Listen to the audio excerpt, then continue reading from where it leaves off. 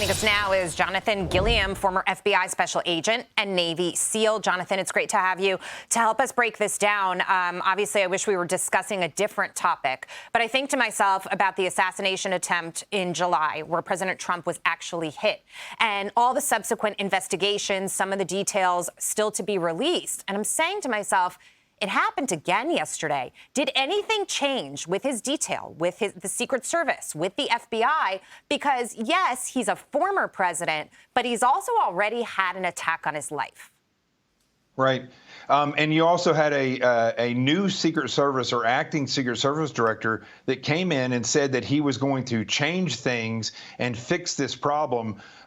This is a problem that could be immediately fixed. You just extend the perimeter and you work with local law enforcement to put cars out there that are monitoring that area. And then before the principal gets there, you do a walk around and make sure that within the trees that you see right here with the fence that's 20 feet away, that you look at that area to see if anybody set up any ceramic ballistic plates or backpacks or any type of sniper hide. I mean, I don't think they did any of this stuff. And this is a location that Trump goes to on a regular basis.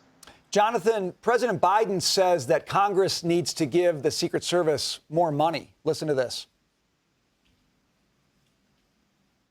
Do you have any more information on the assassination attempt? I think thank God, the president's okay. I think we got a full report so far. We're down there tonight. But one thing I want to make clear, the service needs more help. And I think the Congress should respond to their needs if they, in fact, need more services. They need more personnel. They need more money. What kind of help do you say? I think we need some more personnel. I think they're deciding whether they need more personnel or not. Jonathan, is that your assessment of the main problem, or is it something else? I think they need to take the investigative portion of the Secret Service, which is money laundering and financial crimes, and they need to give that to the FBI or to ICE, primarily probably to the FBI. And they need to concentrate solely on protection. This is a different world than we live in now than we did before. There is just tremendous threats against all of these individuals that the Secret Service protects. And I think that their day and age of investigating it should be done. If they did that, they would be able to pull all those people off the street and continuously have them on protection details. And then the other thing is just simply modernizing your standard operating procedures. They've gotten so locked into doing these quick details where they go in and they roll back out that they just don't do the work of looking at the facility from the attacker's point of view and asking who, why, when, where, and how an attack could happen, and then defending against that.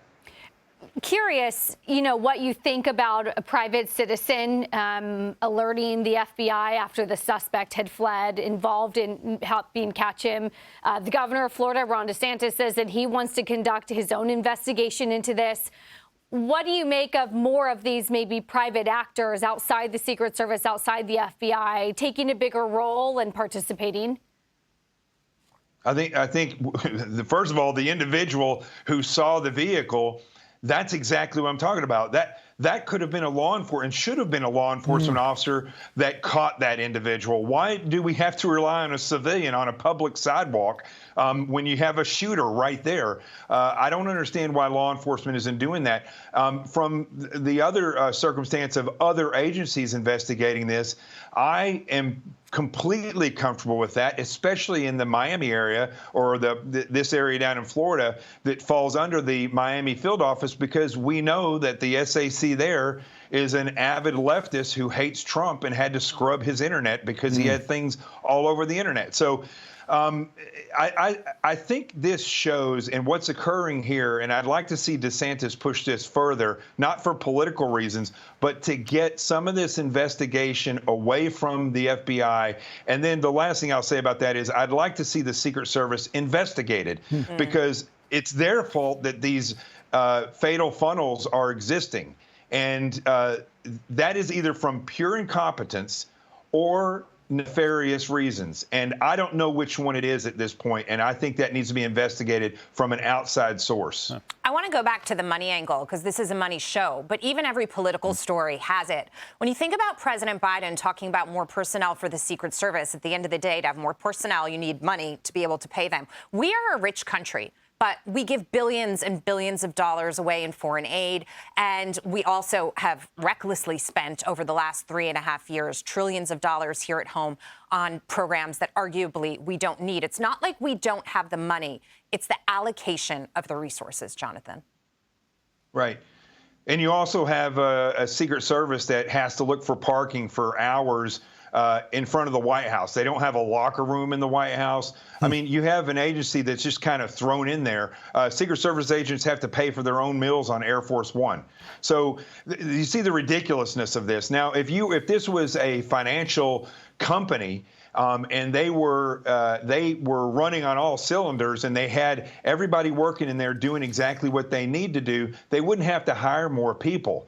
And that's the way it is with the Secret Service. If they were treated like a professional agency, if they were hiring the right people, and they were solely concentrated on protection and doing that job, they wouldn't have to hire any more people or spend our taxpayer dollars on this. Jonathan, thank you so much for